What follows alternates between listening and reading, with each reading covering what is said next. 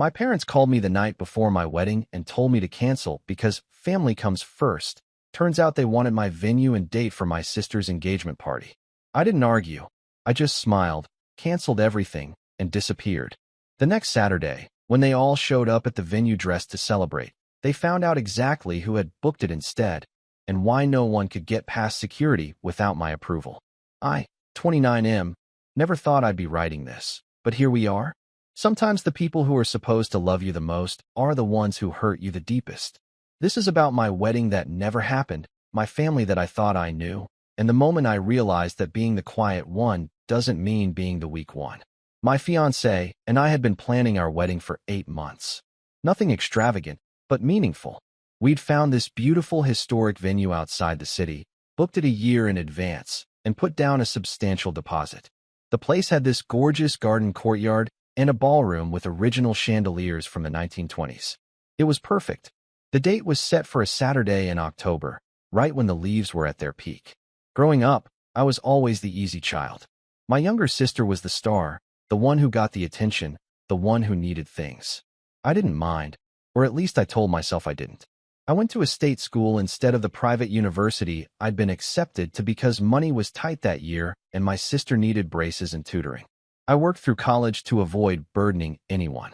I got my degree, landed a decent job in software development, and built a quiet, stable life.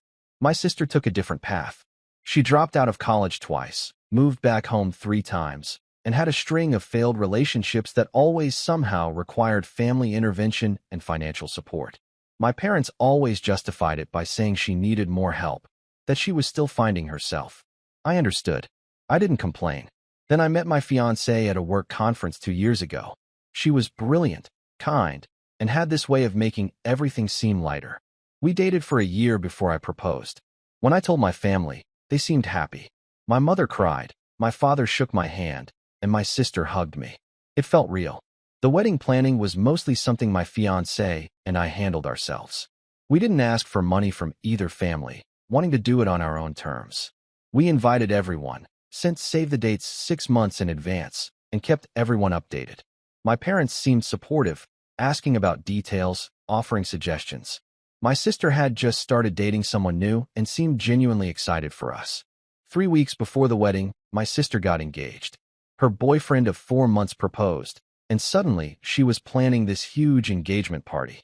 She wanted it to be special, to really announce their relationship to the world. My parents were thrilled, already talking about another wedding to plan. I congratulated her, genuinely happy that she'd found someone. Then came the phone call, the night before my wedding. It was almost 11 when my phone rang.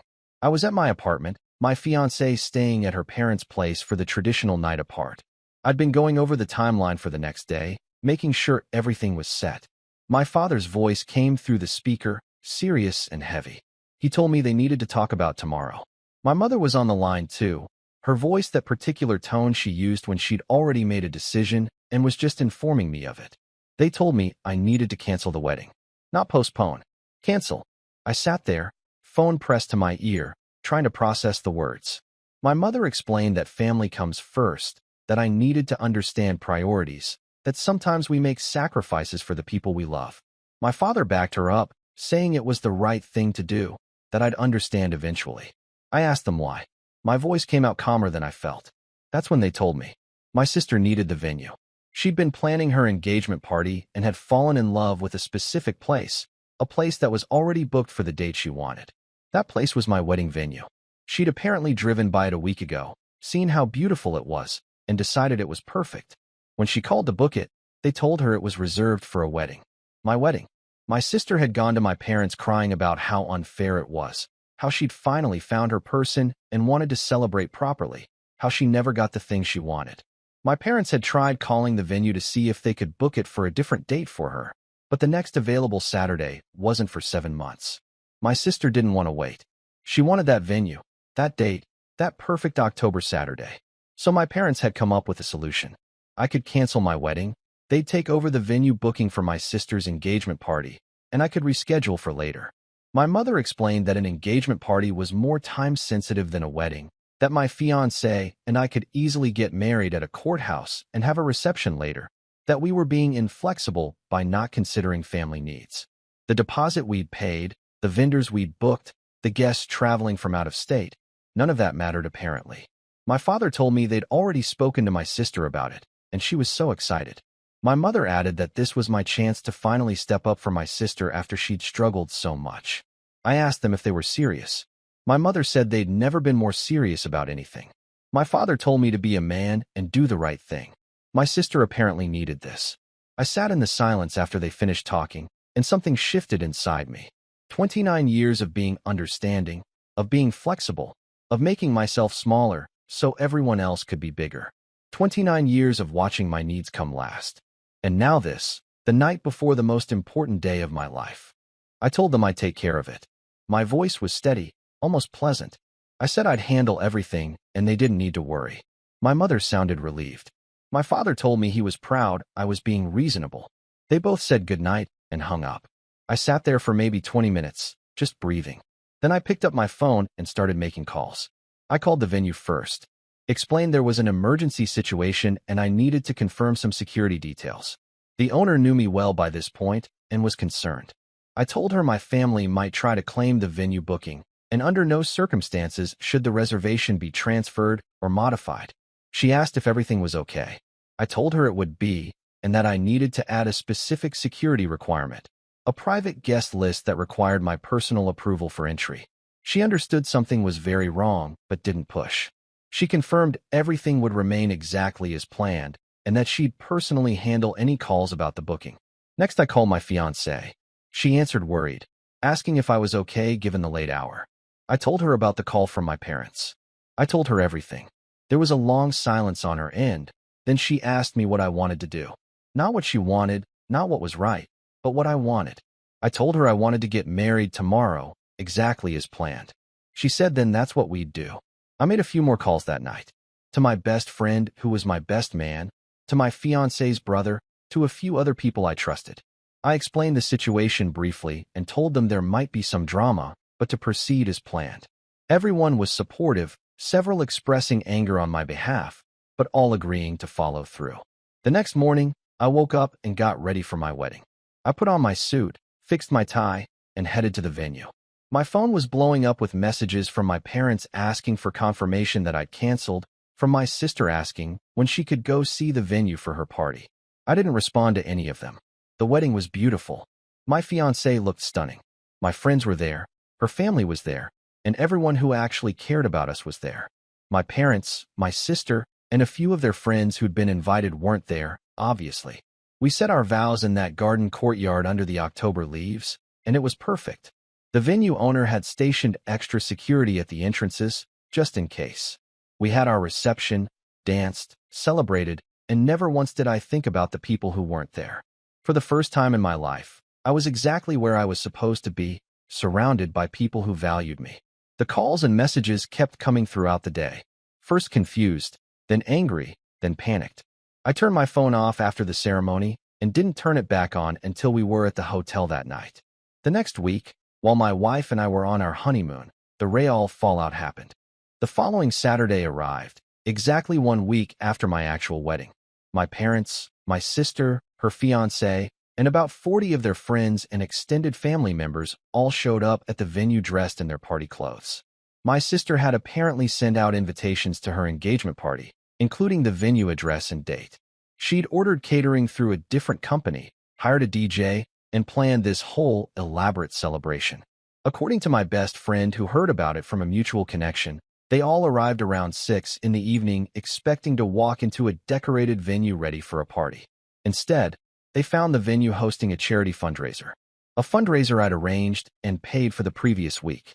I'd contacted a local children's hospital foundation that my wife and I had discussed supporting. I'd offered them the venue space for their annual gala, completely free, on that specific Saturday.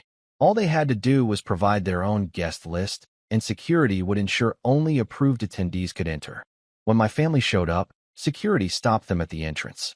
My sister apparently tried to explain there was a mistake, that this was her venue, her party. The security guard checked the list, confirmed none of their names were on it, and politely turned them away. My father apparently demanded to speak to management. The venue owner came out, recognized him from the wedding photos in my file. and calmly explained that the venue was booked for a private event and they weren't on the guest list. My mother asked about the wedding that was supposed to be canceled. The owner smiled and told her the wedding had gone forward as planned the previous Saturday, and that this weekend's event was also a private booking that had nothing to do with them. My sister reportedly broke down crying on the spot. My parents were furious, demanding to know how I could do this to family. The venue owner, bless her, apparently told them they needed to leave the property or she'd call the police for trespassing. They tried calling me repeatedly. I was on a beach 2,000 miles away with my phone on Do Not Disturb, watching the sunset with my wife. The catering company my sister had booked showed up, realized there was no party, and charged her the full cancellation fee since she hadn't given proper notice. The DJ did the same. The 40 guests who showed up confused and underdressed for what turned out to be a formal charity gala were turned away at the door. Several of them apparently posted on social media asking what happened, and the story started spreading through our extended family and community. When we got back from our honeymoon 2 weeks later, the messages were vicious. My mother left voicemails calling me selfish and cruel. My father sent texts about how I'd betrayed the family. My sister wrote long emails about how I'd humiliated her in front of everyone, how her engagement was ruined, how I'd always been jealous of her. The extended family was split. Some people thought I'd gone too far, that I should have been the bigger person. Others, particularly some of my aunts and uncles who'd apparently watched this dynamic play out for years, reached out privately to say it was about time someone stood up to my parents' favoritism. I didn't respond to my immediate family. Not to the anger, not to the guilt trips, not to the attempts at reconciliation that came later when they realized I was serious about the distance I was creating. My wife asked me several times if I was okay, if I regretted how things went. I told her the truth. I regretted that it came to this, but I didn't regret protecting our wedding. I didn't regret choosing us over people who only saw me as a convenience. Update 1. It's been 3 months since the wedding. I didn't expect to write an update, but things have continued to unfold in ways I didn't anticipate. The charity gala I'd arranged at the venue ended up being a huge success. The Children's Hospital Foundation raised significantly more than their goal, and the event got local media coverage. The venue owner sent me a thank you note saying it was one of the most meaningful events they'd hosted. She also mentioned that several people from the gala asked about the generous anonymous donor who'd provided the space. She'd kept my identity private as I'd requested. My sister's engagement fell apart about 6 weeks after the venue incident. Her fiancé apparently started questioning whether he wanted to marry into a family with this much drama. According to a cousin who's been keeping me loosely informed, the final straw was when my sister wanted him to contribute money towards suing me for emotional distress. He called off the engagement and moved out of state for a job opportunity. My parents blamed me for that too, naturally. More voicemails, more messages about how I destroyed my sister's happiness. I didn't respond to those either. What I didn't expect was the rift it would cause in the extended family. My mother's sister reached out to me directly about a month after everything happened. She apologized for not speaking up sooner about the way my parents treated me versus my sister. She told me stories I'd never heard, about arguments she'd had with my mother over the years about the favoritism, about how she'd watched me fade into the background while my sister demanded center stage. She wasn't the only one. An uncle on my father's side called to tell me he respected what I did, that someone needed to draw a line. A few cousins sent messages of support. It became clear that a lot of people had noticed the dynamic but felt it wasn't their place to interfere. The flip side was the relatives who sided with my parents. A few stopped speaking to me entirely. One aunt uninvited my wife and me from a holiday gathering, saying my presence would upset my parents. I told her I understood and wished her well. My wife and I made our own plans instead. The most surprising development came from my work. I kept the drama mostly private, but my boss noticed I seemed lighter, more focused. During a one-on-one meeting, he asked if everything was okay. I gave him a very abbreviated version, just that I'd had to set some boundaries with family. He nodded, said boundaries were important, and then told me about his own experience cutting ties with a toxic sibling. That conversation led to a promotion opportunity. My boss told me he'd been watching my work and thought I was ready for a senior position that had opened up. The role came with significant additional responsibility and a substantial raise. I accepted. When I told my wife, she cried happy tears. We'd been talking about starting a family, and the financial security made that dream feel more tangible. My parents found out about the promotion through the family grapevine. My mother called, the first time she'd tried in weeks. She congratulated me stiffly, then asked if this meant I was ready to move past our disagreement and be a family again. She specifically mentioned that my sister was struggling financially after the breakup and could use some support. I told her I appreciated the call, but I wasn't interested in resuming a relationship where my value was measured by what I could provide. She started to argue. I told her I needed to go and hung up. My wife asked me if I thought they'd ever understand. I told her probably not, but that wasn't my responsibility anymore. We're hosting our own holiday gathering this year. My wife's family, my supportive aunts and uncles, a few close cousins, and our friend group. We're creating our own traditions with people who actually see us. The wedding photos arrived last week. We look happy in every single one, surrounded by people who wanted to be there. There's not a trace of obligation or resentment in any frame. We had them professionally bound into an album. Sometimes I think about what would have happened if I'd given in that night, if I'd canceled like they asked. I'd probably be married by now anyway, maybe with a smaller ceremony, maybe at a courthouse like they suggested. But I'd also still be the person who bent, who accommodated, who put everyone else first while my own needs evaporated. I don't regret the path I chose. I regret that it was necessary, but I don't regret the choice itself. My wife and I are looking at houses now, planning to move a bit further from my hometown. Fresh start, new neighborhood, space to build the life we want. The quiet one isn't quiet anymore. And the family I'm building now is the one that actually matters.